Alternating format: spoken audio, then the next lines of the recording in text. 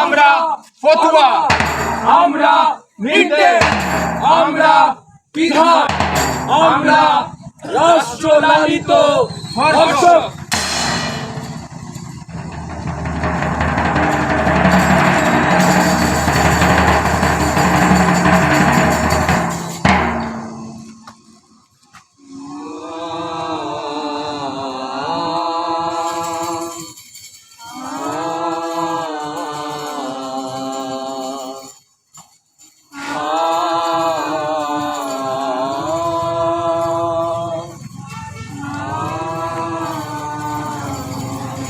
আমি জাগ্রত জনতার কোলাহলে তন্ন তন্ন করে খুঁজি নিথর মৃতদেহের চোখের তারার ভাষা, যে ভাষায় আটকে আছে অব্যক্ত বাসনার অন্তিম শ্বাস।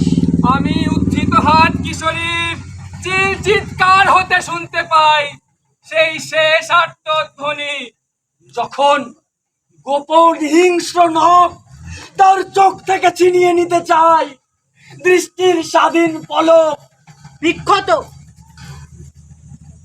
বক্ষদেশ থেকে ছিঁড়ে ফেলতে চাই প্রিয়তম আকাশে স্বপ্নের খেলাঘর।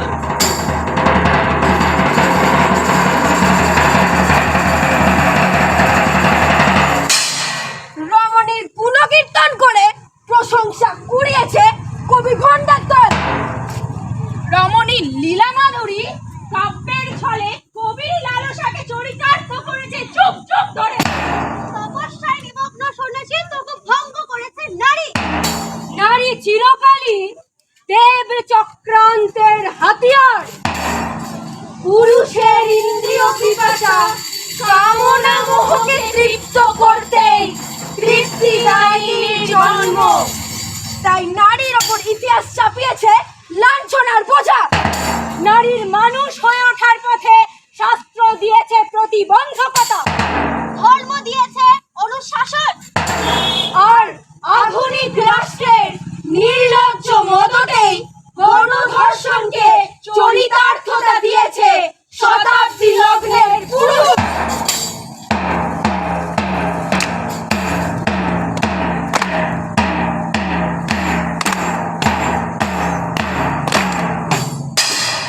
গণতন্ত্র, গণতন্ত্র,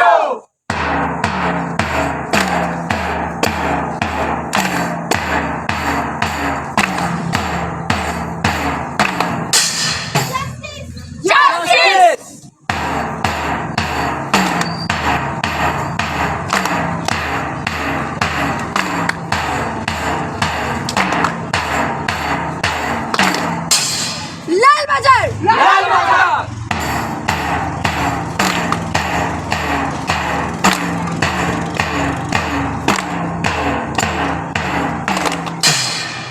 দুষ্কৃতি, দুষ্কৃতি,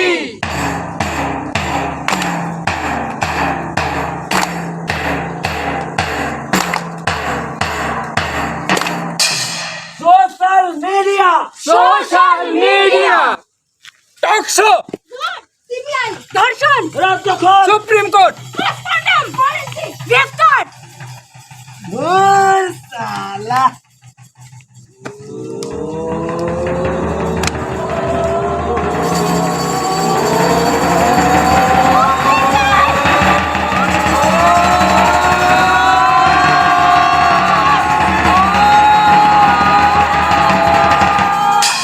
মুক্তি চাই।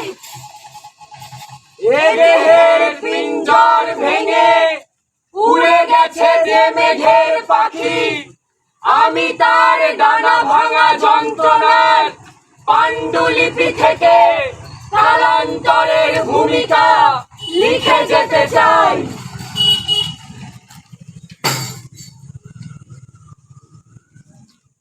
আমার ডান দিকে ধর্ষকের হেফাজতে রাখা কন্যার মৃতদেহ, আমার বাম দিকে বকলেশে বাঁধা বাহিনীর কাছে নতজানু বিচার প্রার্থীরা। আমার পিছনে বিপন্ন পরাজয়ের এক সুদীর্ঘ তালিকা।